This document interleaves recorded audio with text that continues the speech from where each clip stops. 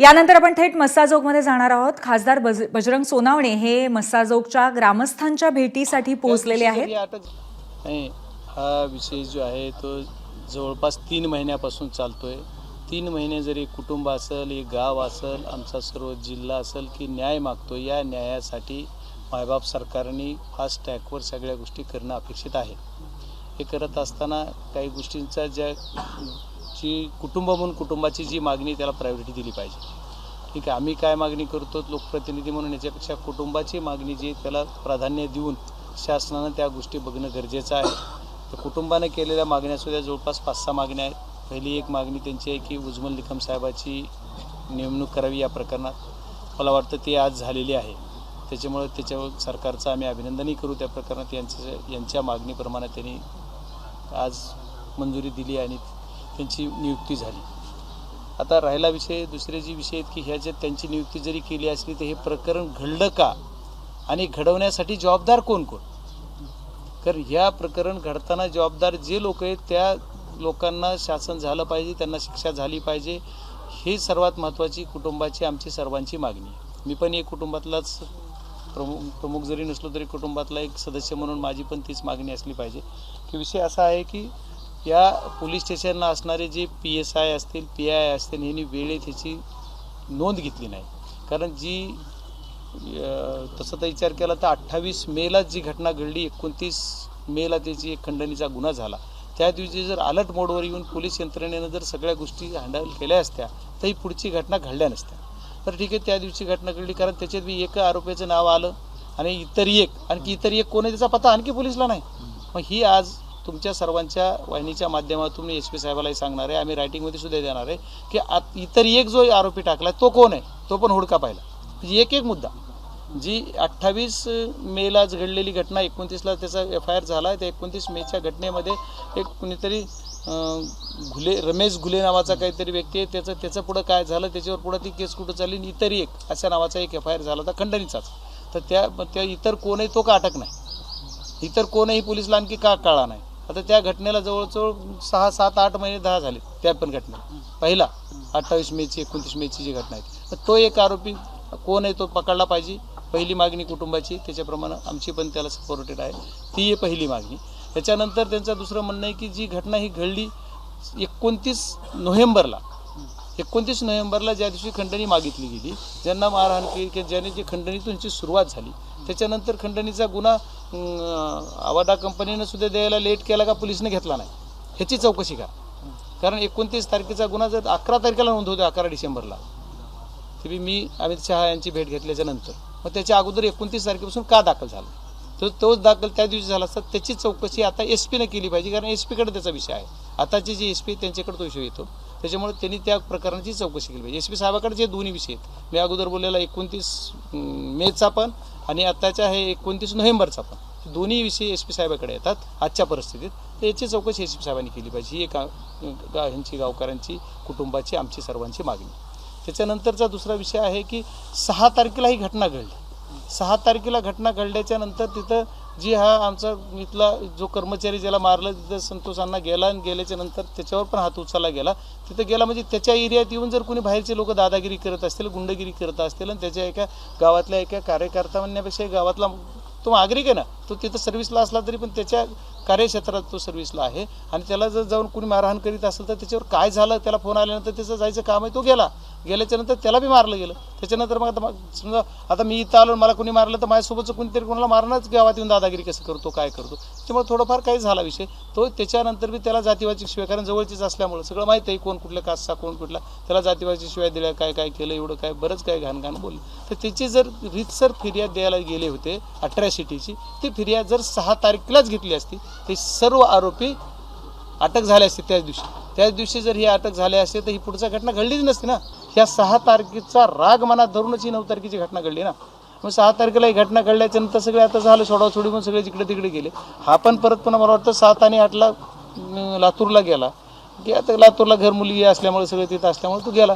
ते सहज त्यांचं काय असं नव्हतं की काही इंटेन्शन आता मिटले असं वाटलं, पण मिटले पण ह्यांच्या मनात एवढा राग धरला आणि ह्यांना कुठंतरी इन्सिडेंट काय वाटत होतं, हे म्हणजे बीड जिल्ह्याचे मशियात झाले होते नाही मारामारीतले, म्हणजे त्यांचा तिकडून मास्टर माइंड परळीत बसून रिंग हलवायचा आणि त्याला सत्ता द्यावरून 7 जणांची, त्याच्यामुळे ही घटना घडत होत्या, बीड जिल्ह्यात घडत होत्या. तर आमच्या तालुक्यात ही विषय थोडा कमी होता, पण या तालुक्यात सुद्धा यांनी येऊन फार आमच्या घरापर्यंत येऊनच हा प्रकार केला.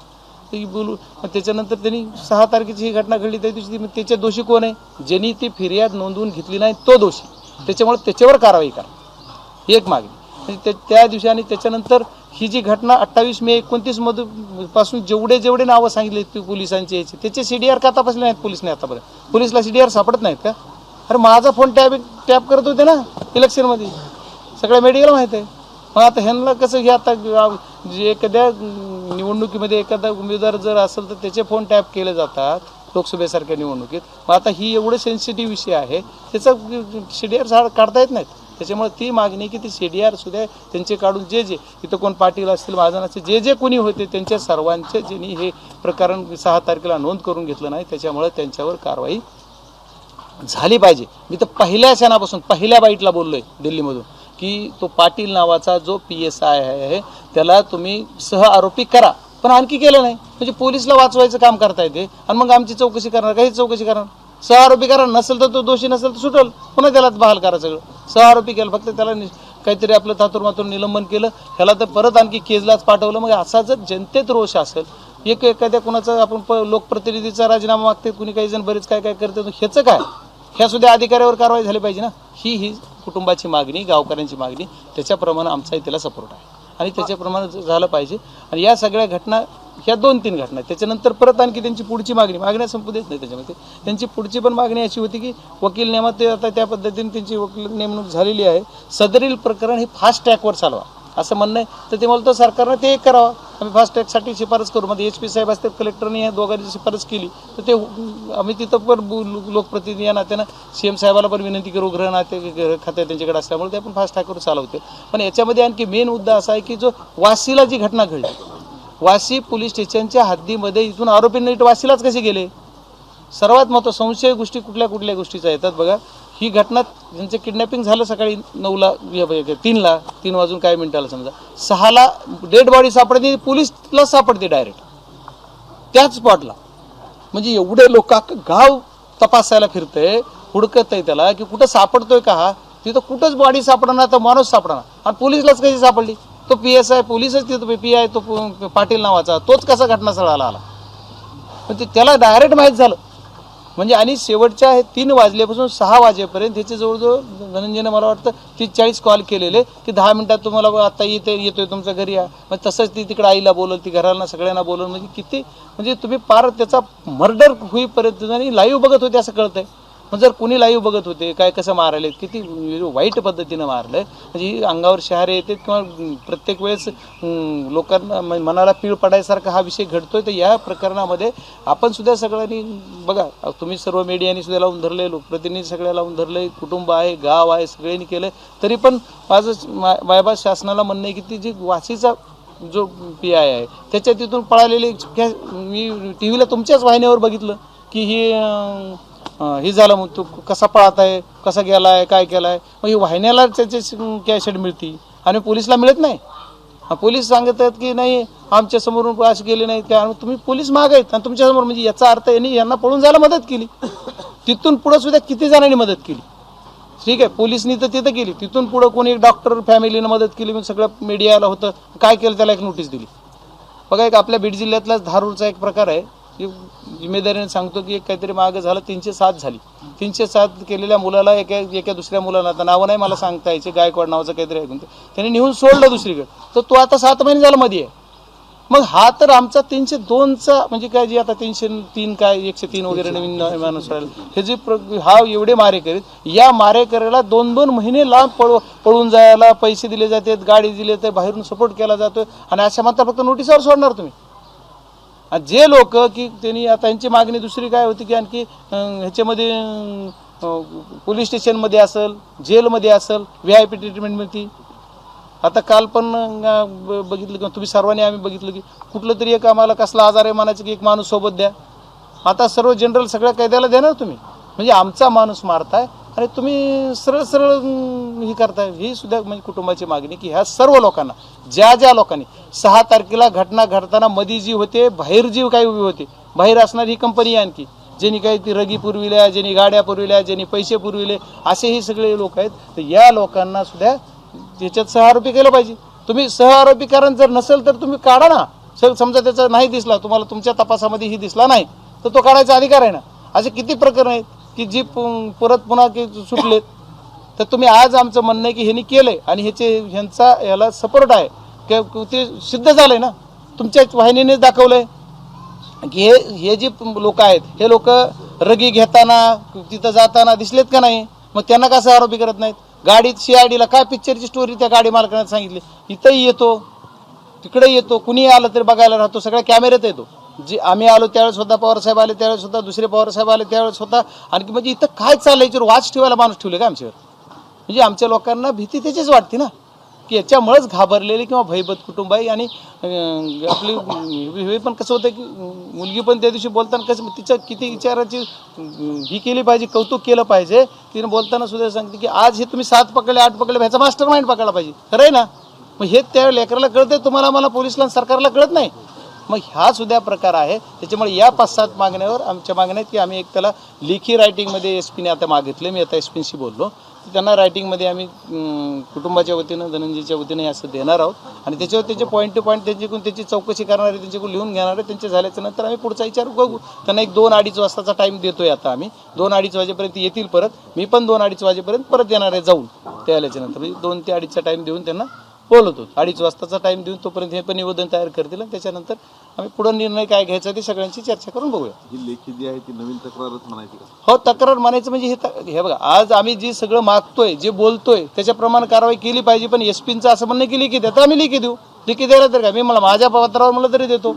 हे कुटुंब म्हणून कुटुंब द्यायला. अहो, जे बोलतो वाहिन्यासमोर बोलतो, समोर बोलतो, जे बोलतो ते लिखी द्यायला काय. त्या लिखी पाहिजे ती तक्रार, लिखी तक्रार म्हणून. ही तक्रार दिलेलीच आहे, ऑलरेडी दिली, पण त्यांनी त्याचे ग्राह्य धरत नाहीत. आता ते म्हणते SITकडे एक वेळा गेला, CIDकडे एक वेळा गेला, माझ्याकडे काय, ज्याचे त्याचं कार्यक्षेत्र वाटून घेऊन आम्हाला खेळवल्यासारखं होतं. म्हणून भयभीत कुटुंब होतं, बाकी दुसरं काही नाही. जर कुटुंबाला वाटलं की नाही न्याय मिळतो, हीच जी आज ऑर्डर काढली उज्ज्वल निकमांची, तीच जर एक 15 दिवसापूर्वी काढली असती तर.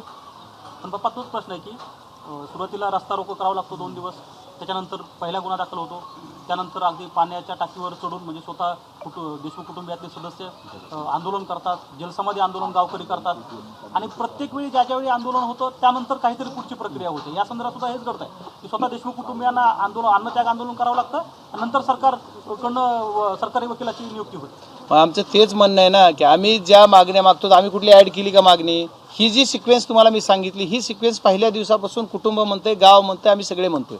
मग या सिक्वेन्सप्रमाणे आज एक शेवटचा चान्स त्यांना एक लेखी देऊ आणि त्याच्यावर त्यांचं रायटिंगमध्ये घेऊ. मग CIDचं पण असेल किंवा यांचं सगळ्याचं काय चाललंय काही कळत नाही. आणि असं थोडं एवढा मोठा विषय झाल्याच्या नंतर CIDने लपून ठेवायसारखं काय, त्याचे सुद्धा काय SITनं लपून ठेवायसारखं काय. त्यांनी सांगितलं पाहिजे, ते तर कुठं तोंडच दाखवत नाही. मग आता कसं होतं की काय, आता आमच्याबरोबरही सरकारमधली काही मंडळी आहे ही लढायला, त्याच्यामुळे आम्ही काहीच बोललो की सरकारवर बोललो तर असा अर्थ होऊ नये, म्हणजे विनाकारण त्यांना काही होऊ नये. याचं पण सरकारचंच काम आहे ना. हा गृह खाता सुद्धा मुख्यमंत्र्याकडे स्वतःकडे आहे. मग मुख्यमंत्री महोदयांनी सुद्धा ह्या विषय प्रकरणामध्ये जर असं करायची वेळ नाही आली तर खऱ्या अर्थानं न्याय होईल आज तरी. मग तुम्ही न्याय द्यायचे म्हणतात, अटक करा म्हणतात, तर तुम्ही जे ते प्रत्येक वेळेस आम्हाला आंदोलन केल्याशिवाय काय मिळत नाही. म्हणजे जी हक्क आहे ती हक्क घ्यायसाठी सुद्धा आंदोलनच करावं लागते. मग कुटुंबावर काय म्हणजे काय वाटत असतं. स्वतः मुख्यमंत्र्यांनी सुद्धा म्हणलं पाहिजे की स्वतःवर आल्यावर कसं वाटेल ही बघितलं पाहिजे स्वतः त्यांनी. ही माझं कुटुंब आहे म्हणणं, कुटुंब तुम्हाला भेटायला येतंय तर मग ते कुटुंबाला शब्द देत आहे आणि मग असं का होतं हे सुद्धा. बाप्पा जितेंद्र आव्हाड म्हणाले होते एकदा की एवढं मोठं प्रकरण झालं, त्यानंतर माध्यमामध्ये मागच्या 2.5-3 महिन्यापासून या सगळ्या बातम्या चालू आहेत, पण एकदा सुद्धा दुर्मिळ वेळी कुठलेही पोलीस, SIT अथवा CID याचे अधिकारी समोर आलेले नाही आहेत. घटनेसंदर्भातले अनेक प्रश्न आहेत जे खरं तर माध्यमांनीच स्वतः शोधून काढले, पण पोलीस नेमक्या कशा प्रकारे तपास करतायत याची माहिती माध्यमाला दिली जात नाही आहे. आणि ती तुम्हाला असं वाटतं का ती दिली तर बऱ्याचशातल्या गोष्टी क्लिअर नाही. बघा, मी स्वतः आता हा विषय आजचा संपू देत, त्याच्यानंतर 10 तारखेपर्यंत त्याचा विषय आम्हाला ज्या पद्धतीने की मी स्वतः सुद्धा ह्या विषयात बोलणार आहे. मी मागे आलो त्या दिवशी पण बोललो, मी CID पण मी गेलो नाही की कारण ह्या आंदोलनाचं यांना बसू नका म्हणत होतो. मी थोडं बाहेर गेल्यामुळं थोडा लांबला विषय की CIDच्या आणि SITच्या सर्व प्रमुखांना मी पण भेटणार आहे. आणि तुम्ही डिक्लेअर करा, वाहिन्यांसमोर येऊन सांगा ना तुम्ही काय केलंय, सांगा काय करणार आहेत सांगू नका. जेवढं केलंय तेवढं डिक्लेअर करा ना.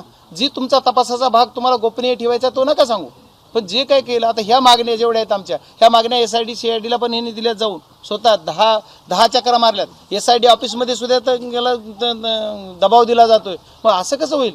आणि ते खुलेआम फिरत आहेत माणसं. आणि मग मोको लावणार, आम्ही करणार, कुणाला लावणार? जे गुंड प्रवृत्तीचे आणखी बोंबलत फिरत आहेत ते तर 100 त्यांच्या त्याला करा ना ॲड. त्यांना जर मोकोकामध्ये केलं तर खऱ्या अर्थानं मुख्यमंत्र्यांना न्याय द्यायचा आहे असं आम्हाला वाटेल. म्हणजे मला राजकीय इथं बोलायचं नाही आहे, राजकारणाची ताणत नाही म्हणून मी शांत आहे. एकदा कुठल्या तरी स्टेजला येऊ द्या, मग त्या विषयावर येऊ. बाप्पा घटनेला आज जवळपास 78 दिवस पूर्ण झालेले आहेत. कृष्ण आंधळे अद्यापपर्यंत फरार आहे. गृह खात्याचा आणि पोलीस खात्याचा अपयश मानावं लागेल. आता उघडच ना, मी म्हणण्याचीच काय गरज आहे? पोलीस खात्याला आता माणूस सापडत नाही 78 दिवस झालं म्हणजे याचा अर्थ कोणाचा अपेक्षा? आमचं थोडं पोलीस खात्याचंच आहे ना. पण यांना पळवून लावलंय का, पळून गेलाय का, कुठं गेलाय का, काय गेलाय का, यांना कुणी काय काय केलंय? आता कुणीतरी म्हणतं इथं होतं, मला परवा एक फोन आलेला होता माझ्याकडं, पण मी जसा आला तसा नंबर आणि ती SP-ना सांगितलं की हा आरोपी संभाजीनगरमध्ये आहे. माझ्याकडे आलेला माहिती जी होती ती मी लगेच SP-ना सांगितली. मग त्याच्यानंतर मी हे टेक केअर म्हणलं. मग ते आता काय करतो, परत कोणा काय ॲक्शन घेतो, नोंद घेतले, नोटेट केले म्हणलं. मग त्याच्यानंतर पुढं काय केलं आणखी मला SP-ने आतापर्यंत सांगितलं नाही. म्हणजे खऱ्याच बातम्या येतात असं नाही, पण जी आपल्याकडे आलेली बातमी तेवढीच पासवून तर झाली पाहिजे. बाप्पा सुप्रियाताई आल्या होत्या त्यावेळेस तुम्ही मुख्यमंत्र्यांची वेळ मागितली होती आणि दोघं जण भेटणार नाही. होतात. तो वेळ भेटला का आणि काय झालं ते? नाही, मुख्यमंत्र्यांची वेळ अद्याप पण मिळालेली नाही. म्हणजे आणखी तर काही मला नाही. आता मी 28 तारखेला मिळाला तर असे प्रयत्न करतोय आम्ही की 28ला मिळेल. टीमवरती कारवाई करावी अशी मागणी होती. बालाजी तांदळे असेल आणि ते काही मंडळी असतील, मात्र त्याची कारवाई होताना पाहायला मिळत नाही आणि धनंजय देशमुख वारंवार मागणी करतात. मी आता ते सुरुवातीला तेच बोललो ना, ह्या ज्या टीमनी यांना सपोर्ट केला आहे, मी त्याची आता प्रत्येकाचे नावं काही 1-2 नाहीत ना, 100 नाव आहेत असे जी जिथं कमीत कमी. आता पहिल्याच व्हिडिओमध्ये 29 तारखेच्या ज्या हॉटेलला ते रजिस्टर आला त्या दिवशीची व्हिडिओमध्ये दिसतात तेवढे 5 तर अगोदर अटक करा. वाल्मिक कराड बरोबर हे जे दिसतात ना 5 जण, त्यांना तर अटक करा ना. आणि मग कोणतरी म्हणतंय ही नाव घ्या, ती नाव. आम्ही नावं घ्यायचं तर आम्ही नावं घेऊन काय करायला? करणंच गेलात ना काही. त्यांना तर VIP ट्रीटमेंट आहे. आता एखादा जेलमध्ये जर गेला तर राहते का त्याचा हातात द्वारा तरी राहते? इथं कंडे तसेच पुढे तशाच. कोणचं काय झालं, कोण म्हणतं कोणाला ही आजार झाला, कोणाला ते आजार. मग आजाराची सहानुभूती नको. आमचं किती दुःख झालं ते बघा ना, ह्याचं नाही काही. बाप्पा यापूर्वी जी आंदोलनं झाली, मोर्चे झाले, वेगवेगळ्या रस्त्यांवरची आंदोलनं झाली, त्यावेळी सुरेश धस तुमच्या बरोबर होते. कालपासून आंदोलन सुरू आहे, तुम्ही भेट दिली मात्र त्यांनी आले नाही. त्या भेटीनंतर काय थोडं अंतर पडलंय? नाही, असं काय मला ते नाही सांगता यायचं, पण येतील ना ती. ते काय ती काय रणांगण सोडून जातील असं नाही वाटत मला. तुमच्या संपर्कात आहेत का? नाही, माझा नाही संपर्क. ती विरोधी पक्षाची आहे. तसा संपर्क राजकीय बी नाही, सामाजिक बी नाही, मैत्रीचा बी नाही. नाही, मीच बाहेर होतो 3 दिवस, तर माझा संपर्क आहे. माझा संपर्क झाला तुम्हाला लगेच सांगतो. संपर्क झाला माझा, कुणाचाही संपर्क झाला सांगतो मी तुम्हाला. काय अडचण नाही, मला चोरून जायचं नाही ना कुठं. त्या भेटीवर नंतर तुमचं आता काय म्हणणं येतं? धस आणि बघा, त्यांनी येऊन स्वतः खुलासा केलाय, गाववाल्यांनी त्याच्यावर बोलले, त्याच्यावर मी आता काय बोललं पाहिजे वेगळं? त्यांचा तो विषय, त्याच्यावर बोलण्यासारखं माझ्याकडे काही नाही. आता त्यांनी स्वतः खुलासा केला, त्यांनी केला, बावनकुळेने केला. आता तो बघा, कुणी जरी काय केलं तरी आम्ही हा लढा शेवटपर्यंत लढणार आहे, ते तुम्हाला सांगितलं. आणि आम्ही लढणारच आहेत. आम्हाला ज्या ज्या गोष्टीचा सगळं काय वाटतंय ती गोष्ट आम्ही करून घेऊन न्याय आम्हाला कसा मिळेल या कुटुंबाला, त्याच्यासाठी आम्ही सर्वजण गावासहित सर्व लोक त्यांच्यासोबत आहेत, कुटुंबासोबत. आणि मी पण खासदार म्हणून यांच्यासोबत आहे. शेवटपर्यंत आम्ही लढणार आहेत. एवढ्यावर आम्ही समजा एक कसं होतं, एखादी घटना कुठे एखादा माणूस एखादा इकडे झाला तरी लढ्यातली माणसं आणखी भरपूर आहेत. दिल्लीपर्यंत याचा लढा चालू आहे. सगळ्या ठिकाणी दक्षता आयोगला, मानव अधिकाराला, सगळ्यांना. मी आता परवा जाऊन सुद्धा आणखी मुख्यमंत्र्याची वेळ नाही मिळाली मला, पण राष्ट्रीय मानव अधिकाराची वेळ मिळाली मला. त्याची आणखी पत्रव्यवहार सुरू केले. मी आता काल SP-ला पत्र आले. कधी भेटणार आहे? परवा दिल्लीला जाऊन परवा बाबा मग साधारणतः किती वाजता तुम्ही परत येऊन चर्चा होईल? 1-2:30 वाजता. ओके. ABP माझा, उघडा डोळे बघा नीट.